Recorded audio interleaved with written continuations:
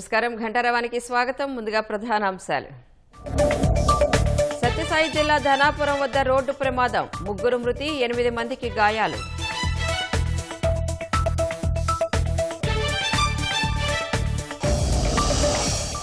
సత్యసాయి జిల్లా రోడ్డు ప్రమాదంపై సీఎం దిగ్భ్రాంతి, మృతుల కుటుంబాలకు అండగా ఉంటామని భరోసా.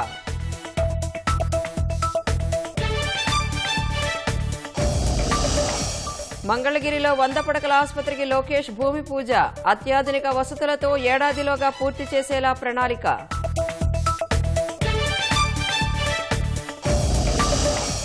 కోనసీమ జిల్లా మానేపల్లి పరిధిలో ఇసుక అక్రమ తవ్వకాలు, అధికారులు ఏమాత్రం పట్టించుకోవట్లేదని స్థానికుల ఆరోపణ.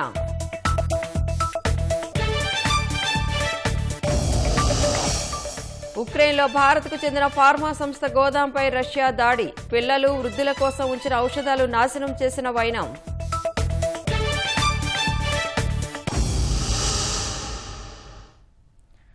సత్యసాయి జిల్లా పరిగి మండలం ధనాపురం క్రాస్ హైవేపై ఓ ఆటోని గుర్తు తెలియని వాహనం ఢీకొట్టింది. ప్రమాదంలో 3 మహిళలు మృతి చెందగా 8 మందికి గాయాలయ్యాయి. 14 మంది వ్యక్తులు ఆటోలో కోటిపి చౌడేశ్వరి ఆలయానికి వెళ్లి వస్తుండగా ఘటన జరిగింది. మృతులు రొద్దం మండలం దొడగట్లకు చెందిన అలివేలమ్మ, ఆదిలక్ష్మమ్మ, శాకమ్మగా గుర్తించారు. క్షతగాతులను హిందూపురం ప్రభుత్వ ఆసుపత్రికి తరలించారు. తెల్లవారుజామున 5 గంటల సమయంలో ఒక ఆటో యాక్సిడెంట్ జరిగింది. ఈ ఆటోలో 14 మంది రొద్దం మండలం దొడగట్టకు సంబంధించిన గ్రామ వాస్తవ్యులు హిందూపురం రూరల్ మండలం కొట్టిపిలో చౌడేశ్వరి టెంపుల్లో రాత్రి నిద్ర చేసి ఉదయాన్నే వాళ్ళు స్వగ్రామానికి బయలుదేరి వెళ్తూ ఉండగా ధనాపురం క్రాస్ కట్ సమీపంలో ఏదో గుర్తు తెలియని ఒక వాహనము వెనుక నుంచి కొట్టగా అందులో 3 మహిళలు అక్కడికక్కడికే చనిపోవడం జరిగింది. 8 మంది దాకా గాయపడినారు. అందులో 2 పరిస్థితి కూడా విషమంగా ఉంది. చట్టపరంగా కేసు నమోదు చేసి దర్యాప్తు చేసి వాహనం ఇప్పటివరకు గుర్తు రాలేదు, దానిపైన ఎంక్వైరీ చేస్తున్నాము. అది వాహనం ఏదో త్వరలో పట్టుకుని కేసు నమోదు. సత్యసాయి జిల్లాలో జరిగిన రోడ్డు ప్రమాదంలో 3 మహిళలు చనిపోవడంపై సీఎం చంద్రబాబు తీవ్ర దిగ్భ్రాంతి వ్యక్తం చేశారు. మృతుల కుటుంబాలకు సానుభూతి తెలిపారు. బాధిత కుటుంబాలకు అండగా ఉంటామని భరోసా ఇచ్చారు. ప్రమాదంలో గాయపడిన వారికి మెరుగైన వైద్య చికిత్స అందించాలని అధికారులను ఆదేశించారు. అనంతపురం జిల్లా కూడేరు వద్ద జరిగిన రోడ్డు ప్రమాదంలో ఓ యువకుడు మృతి చెందాడు. ఆత్మకూరు మండలం తలపూరు గ్రామానికి చెందిన నాగార్జున తన పెదనాన్న నారాయణని గొర్రెల మంద వద్ద వదిలి వెళితేందుకు బైక్పై వస్తున్నాడు. ఈ క్రమంలో కూడేరు వద్ద ఎదురుగా వచ్చిన మరో ద్విచక్ర వాహనం నాగార్జున బైక్ని ఢీకొట్టింది. ప్రమాదంలో తీవ్రంగా గాయపడిన నాగార్జునని ఆసుపత్రికి తరలించగా అక్కడ చికిత్స పొందుతూ మరణించాడు. మృతుడు బీటెక్ పూర్తి చేసి బెంగళూరులోని ప్రైవేటు కంపెనీలో ఉద్యోగం చేస్తున్నాడు. డాక్టర్ బిఆర్ అంబేద్కర్ కోనసీమ జిల్లా పి గన్నవరం మండలం మానేపల్లి గ్రామ పరిధిలో ఇసుక అక్రమ తవ్వకాలు యథేచ్ఛగా సాగుతున్నాయి. బొండుమట్టి తవ్వకాల పేరిట ఇసుకను ఇష్టారీతిన తరలించేస్తున్నారు. బొండుమట్టి తవ్వకాలకు మైనింగ్ శాఖ అధికారులు ఇచ్చిన గడువు ఈ నెల 10తో ముగిసింది. అక్రమార్కులు అనుమతులు ఇచ్చిన ప్రదేశంలో కాకుండా గోదావరి తీరంలో తవ్వకాలు చేస్తున్నారు. ఈ క్రమంలో బొండుమట్టితో పాటు ఇసుకను కూడా అక్రమంగా తవ్వేస్తున్నారు. అధికారులు ఏమాత్రం పట్టించుకోవట్లేదని స్థానికులు ఆరోపిస్తున్నారు.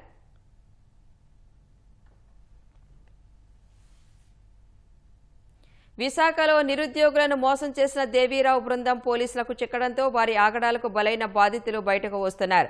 వైసీపీ హయాంలో ఆ పార్టీ చోటానేతగా చెలామణి అయిన దేవీరావును నమ్మి గ్రామీణ యువత పెద్ద సంఖ్యలో మోసపోయింది. దాదాపు 300 మంది బాధితుల వద్ద 1,00,000 నుంచి 15 లక్షల రూపాయల వరకు కాజేసిన ఆమెను ఒడిశాలో పట్టుకున్నారు. మ్యాజిస్ట్రేట్ ముందు హాజరుపరిచి రిమాండ్కు తరలించారు. ఉద్యోగులను మోసం చేసిన మహిళా వైసీపీ నాయకురాలు ఈత దేవీరావు బృందం ఎట్టకేలకు పోలీసుల చేతికి చిక్కింది. ఒడిశాలోని జైపూర్ రోడ్డులోని ఓ లాడ్జిలో మకాన్ చేసిన ఈత దేవీరావుతో సహా మరొక వ్యక్తిని అదుపులోకి తీసుకుని విశాఖలోని ఎంవీపీ పోలీస్ స్టేషన్ కి తరలించారు. ఆమె నుంచి పలు కీలక పత్రాలను పోలీసులు స్వాధీనం చేసుకున్నారు. నిరుద్యోగులు వివిధ అవసరాలకు పనులను చేసుకోవాలనుకునే వారి వద్ద నుంచి ఆమె భారీగా సొమ్ములు వసూలు చేసేది. ఉద్యోగాలు, బదిలీలు వంటివే కాదు, పెళ్లిళ్లు, ఫంక్షన్లు అని కూడా ఈమె డబ్బులు వసూలు చేసిన తీరు బాధితుల ఆవేదనను తీవ్రంగా పెంచింది. నిరుద్యోగ యువతీ యువకులు, ప్రత్యేకించి గ్రామీణ ప్రాంత యువత లక్ష్యంగా ఈమె దందా కొనసాగేది. అవసరమైతే ఖాళీ చెక్కులు, ప్రామిసరీ నోట్లు వంటివి ఇచ్చి మరీ వారికి నమ్మకం కలిగించేది. ఇందుకోసం మధ్యవర్తులుగా పాస్టర్లను కూడా ఉపయోగించుకునేది. మాజీ సైనిక ఉద్యోగులను ఆమె మోసం చేసింది. మరి ఎంతో మంది మంది యొక్క మరి వేదన, కష్టము, ఎంతో మంది భారం అండి. ఎన్నో మంది అప్పుల పాలైపోయినారు, ఎంతోమంది ఇబ్బందులు పాలైపోయినారు, కొంతమంది చనిపోయారు కూడా ఉన్నారండి. వాళ్ళు కూడా ఎంత ఫైట్ చేసినా సరే నీకు ఇష్టం వచ్చి చెప్పుకో, నీ దిక్కునోడు చేసుకో అని చెప్పేసి చాలా కాలం నుంచి ఇన్ని రకాలుగా మేనేజ్ చేసుకుంటూ వస్తుంది. ఆఖరికి మరి నేటి దినం ఆవిడని మరి MVP పోలీసు వాళ్ళు పట్టుకుని ఆవిడని తీసుకురావడం అనేది మాకు ఎంతో సంతోషకరం అండి. సిపి గారితో మాట్లాడినప్పుడు ఆయన కూడా ఓన్లీ మీకు ఇలా కంప్లైంటే కాదు, మీకు డబ్బులు తిరిగి వచ్చేట్లు న్యాయం చేస్తామని చెప్పేసి వారు ఎంతో మాకు ప్రామిస్ చేస్తున్నారండి. మేము 2014, 15, 16లో ఆమెకి డబ్బులు ఇవ్వడం జరిగిందండి. ఎన్ని పోలీస్ స్టేషన్లు ఎన్ని కంప్లైంట్లు ఇచ్చినా మాకు ఎటువంటి న్యాయం జరగలేదండి. ఈ మధ్యన సిపి గారు కంప్లైంట్ ఇచ్చాక న్యాయం జరగడం జరిగిందండి. వైసీపీ హయాంలో అప్పటి విశాఖ జిల్లా కలెక్టర్ మల్లికార్జున ఫోర్జరీ సంతకంతో నకిలీ ఉద్యోగ నియామక పత్రాలను తనకు డబ్బులిచ్చిన వారిలో కొందరికి పంపిణీ చేసింది. మరికొందరికి రైల్వే, ఇతర కేంద్ర ప్రభుత్వ విభాగాల్లోనూ ఉద్యోగాలొచ్చినట్లు నకిలీ పత్రాలు సృష్టించి దందా నడిపింది. కొన్నిసార్లు బాధితులతో ఎమోషనల్ బ్లాక్ మెయిలింగ్ పాల్పడి 2-3 లక్షలు గుంజిన తర్వాత కూడా వారిని వదిలిపెట్టకుండా మరొక 1 లక్ష ఇస్తే పనైపోతుందని నమ్మబలికి మరీ తీసుకునేది. డబ్బులు గట్టిగా అడిగిన వారికి 100 కోట్లు ఐటీ వాళ్లు సీజ్ చేశారంటూ మాయమాటలు చెప్పేది.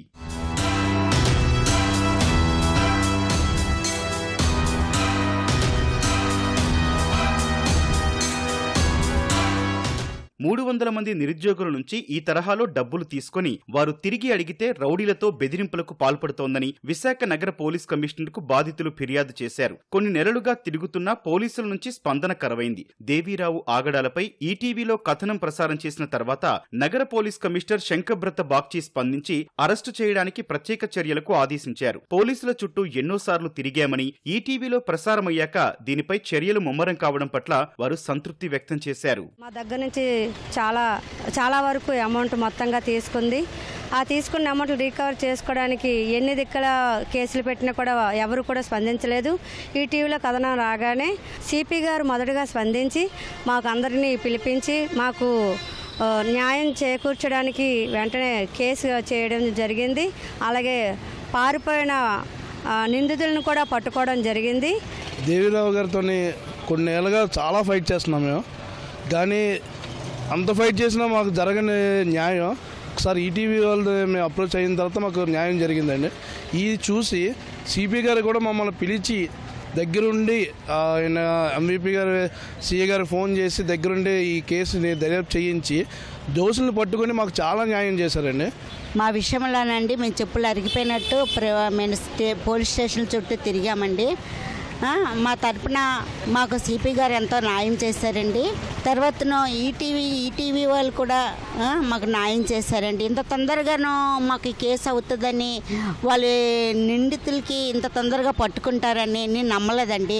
నిజంగానే చాలా చక్కగా న్యాయం చేశారండి. ఈత దేవీరావుతో పాటు మరికొందరు మోసగాళ్లు ఉన్నారని, వారిని కూడా అరెస్టు చేయాలని బాధితులు కోరుతున్నారు. మంగళగిరిలో మంత్రి లోకేష్ చేపట్టిన మన ఇల్లు మన లోకేష్ తొలి దశ కార్యక్రమం నేటితో పూర్తవుతుంది. దాదాపు 3,000 మంది పేదలకు శాశ్వత ఇంటి పట్టాలు పంపిణీ తొలి దశ కార్యక్రమాన్ని నేటితో పూర్తి చేయనున్నారు. తాడేపల్లి మహానాడు ప్రాంతానికి చెందిన 478 మందికి, డ్రైవర్స్ కాలనీకి చెందిన 119 మందికి నేడు ఇళ్ల పట్టాలు పంపిణీ చేయనున్నారు. సలాం సెంటర్కు చెందిన 92 మందికి, ఉండవల్లి సెంటర్కు చెందిన 85 మందికి, సీతానగరంకు చెందిన 48 మందికి, పద్మశాలి బజార్కు చెందిన 9 మందికి, ఉండవల్లికి చెందిన ఒక్కరికి ఇళ్ల పట్టాలు ఇవ్వనున్నారు. ఇవాళ మొత్తంగా 832 మంది లబ్ధిదారులు లోకేష్ చేతుల మీదుగా శాశ్వత ఇంటి పట్టాలు అందుకోనున్నారు. లబ్ధిదారులకు లోకేష్ తన సొంత ఖర్చులతో బట్టలు, పసుపు, కుంకుమ పెట్టి భోజనాలు ఏర్పాటు చేసి ఉచితంగా పట్టాలు అందజేస్తున్నారు.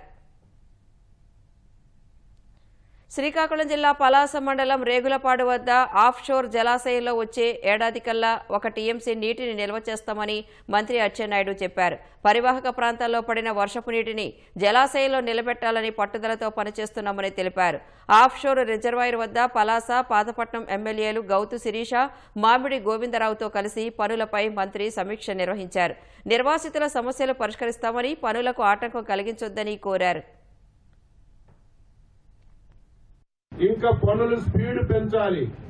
ఏదైతే ఈ సంవత్సరం 7 లక్షల క్యూబిక్ మీటర్లు మట్టి పని చేయాలని నిర్ణయం చేశారో, ఈ 70 రోజుల్లో ఈ 7 లక్షల క్యూబిక్ మీటర్లు పనిచేసి మీరు మాట నిలబెట్టుకోవాలి. మీకు ఏది అవసరం ఉన్నా చేసే బాధ్యత నేను తీసుకుంటానని చెప్పి ఈ సందర్భంగా కాంట్రాక్టర్ గారు కూడా మాటిస్తున్నారు. 2006వ సంవత్సరానికి ఇందులో కనీసం క్యాచ్మెంట్ లో పడినటువంటి వర్షంతో 1 టీఎంసీ నీరైనా ఇందులో నిలబెట్టాలని ఒక కంకణం కట్టుకొని పనిచేస్తున్నాం. తప్పనిసరిగా అది నెరవేరుతుంది. ఇటు పాతపట్నం, అటు నందిగాం, ఇటు పలాస ప్రజలకి తాగునీరు, సాగునీరుకి వచ్చే తరాలకి ఇబ్బంది లేకుండా ముందు చూపుతో మొదలెట్టిన ప్రాజెక్టు. కమిట్మెంట్ కట్టుబడి ఇక్కడ ఉన్న ప్రతి ఒక్క నాయకులు మీకు ఇవ్వాల్సిన ప్యాకేజీలు కానీ ఇతరత్ర స్థలాలు కానీ అన్ని ఇవ్వడానికి రెడీ ఉన్నాం.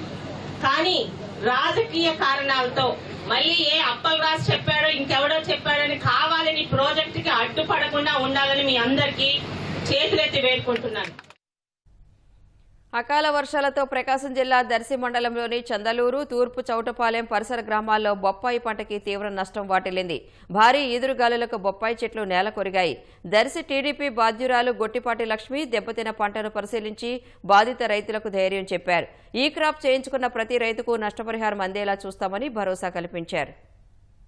కూటమి ప్రభుత్వం ఎప్పుడు కానీ రైతులకి అండగా ఉంటారు. రైతు పక్షపాతి అయిన మన ముఖ్యమంత్రి చంద్రబాబు నాయుడు గారు ఎల్లప్పుడూ రైతు అభ్యున్నతి కోసం ఎంతో కృషి చేస్తుంటారు. ఇవాళ హార్టికల్చర్ డిపార్ట్మెంట్ వాళ్ళతో కూడా మాట్లాడటం జరిగింది.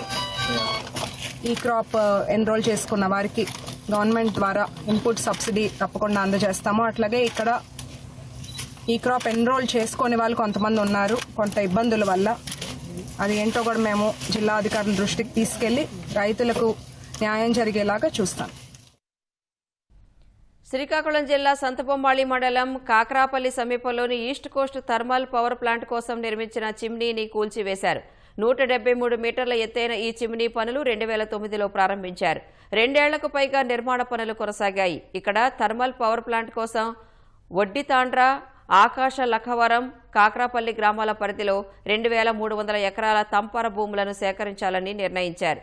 అయితే ఆయా ప్రాంతాల ప్రజలు థర్మల్ పవర్ ప్లాంట్ నిర్మాణానికి వ్యతిరేకించి ఉద్యమాలు చేశారు. పనులను అడ్డుకునే ప్రయత్నంలో జరిగిన ఆందోళనలు కాల్పులకు దారితీశాయి.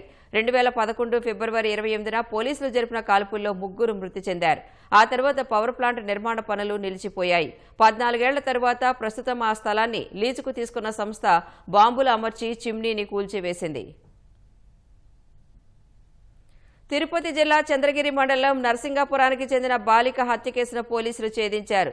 వేరే కులం యువకుడిని పెళ్లి చేసుకుని వెళ్లిపోతుందన్న అనుమానంతో తన కుమార్తెను కన్నతల్లే అత్యంత కిరాతకంగా హతమార్చినట్లు నిర్ధారించారు. సుజాత కుమార్తె గొంతు నులిమి చంపేసి సహజ మరణంగా చిత్రీకరించిందంటూ చంద్రగిరి డీఎస్పీ ప్రసాద్ మీడియాకు వివరాలు వెల్లడించారు. నరసింగాపురం గ్రామంలో ఈ నెల ఏప్రిల్ 4వ తేదీన ఒక బాలిక 16 ఏళ్ల వయసు కలిగిన బాలిక చనిపోవడం జరిగింది. అమ్మాయి పేరు చింతగుండ నిఖిత. గతంలో ఈ బాలిక కర్వాది అజయ్ అనే అతనితో ప్రేమలో పడింది. ఆ అమ్మాయికి గర్భం రావడం వల్ల, ఆ గర్భం మిస్క్యారేజ్ అయిపోవడం వల్ల అప్పుడు ఒక పోక్సో కేసు కూడా రిజిస్టర్ అయింది ఇదే పోలీస్ స్టేషన్లో. సదరు అజయ్ కుమార్ని అరెస్ట్ చేసి జైలుకు పంపించడం జరిగింది. ఆ అబ్బాయి ఈ మధ్య జైలు నుండి విడుదలై వచ్చాడని చెప్పి తెలిసి మళ్ళీ వాళ్ళ మధ్య ఈ సంబంధాలు కొనసాగుతున్నాయని తల్లికి అనుమానం రావడంతో ఆమె అది భరించలేక చనిపోయిన బాలికను మందలించడం, తన ప్రవర్తన మార్చుకోమని ఒక ప్రయత్నం చేయడం, ఆ అమ్మాయి ఎంతకీ సస్యమేరా అని నేను ఆ అబ్బాయితోనే వెళతానని చెప్పడంతో ఆవేశంతో ఆమె ఆ అమ్మాయిని కొట్టి గొంతు, ముక్కు, నోరు నులిమి గాలాడకుండా చేసి ఆమె ఆ బాలికను చంపడం జరిగింది. దాన్ని సహజ మరణంగా చిత్రీకరించాలనే క్రమంలో ఆ సుజాత అనే ఆ బాలిక తల్లి తను ఎప్పటిలాగే పనిచేస్తున్నట్టు స్వీపింగ్ పని కోసం అని చెప్పి తిరుమల వెళ్ళినట్లు అక్కడి నుంచి అంతా ట్రాక్ చేసి ఆమె చేసిందనే దానికి ఆధారాలను సేకరించిన మీదట సుజాతను చంద్రగిరి సిఐ గారు అరెస్ట్ చేయడం జరిగింది. కర్నూలులో వైసీపీ అరాచకాలు ఆగటం లేదు. Kurnool old city minority youth నాయకుడు ఇంతియాజ్పై వైసీపీ గోండాలు విచక్షణారహితంగా దాడి చేశారు. వైసీపీ నాయకుల అరాచకాలపై ఇంతియాజ్ పలుమార్లు పోలీసులకు ఫిర్యాదు చేశారు. ప్రతి విషయంలో అడ్డు వస్తుండటంతో ఆగ్రహానికి గురైన ఎస్వీ మోహన్ రెడ్డి అనుచరులు ఉస్తాద్ మహబూబ్ అలీ సహా మరో ఇద్దరు ఇంతియాజ్పై దాడికి పాల్పడ్డారు. ఈ దృశ్యాలు సీసీ కెమెరాలో రికార్డయ్యాయి. పోలీసులు ముగ్గురిపై కేసు నమోదు చేశారు.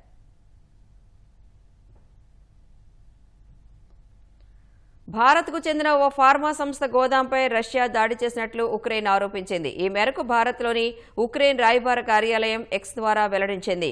కుసుమ్లోని భారత్కు చెందిన ఓ ఫార్మా సంస్థ గోదాంపై రష్యా క్షిపణి దాడి చేసినట్లు చెప్పింది. ఢిల్లీలో ప్రత్యేక స్నేహం ఉందంటూనే భారత్ వ్యాపారాలను లక్ష్యంగా చేసుకుంటోందని ఉక్రెయిన్ రాయబార కార్యాలయం ఆరోపించింది. పిల్లలు, వృద్ధుల కోసం ఉద్దేశించిన ఔషధాలను నాశనం చేస్తోందని మండిపడింది. బ్రిటన్ రాయబారి మార్టిన్ హ్యారిస్ చేసిన ట్వీట్ను ఉక్రెయిన్ రాయబార కార్యాలయం రీపోస్ట్ చేసింది. కీవ్లోని ఓ ఫార్మా సంస్థ గోదాంను మాస్కో ధ్వంసం చేసిందని బ్రిటన్ రాయబారి మార్టిన్ అంతకుముందు ఎక్స్లో ఆరోపించారు. డ్రోన్లతో దాడి చేసిందని చెప్పారు. ఉక్రెయిన్ పౌరులపై రష్యా ఉగ్రచర్యలు కొనసాగుతున్నాయని మండిపడ్డారు.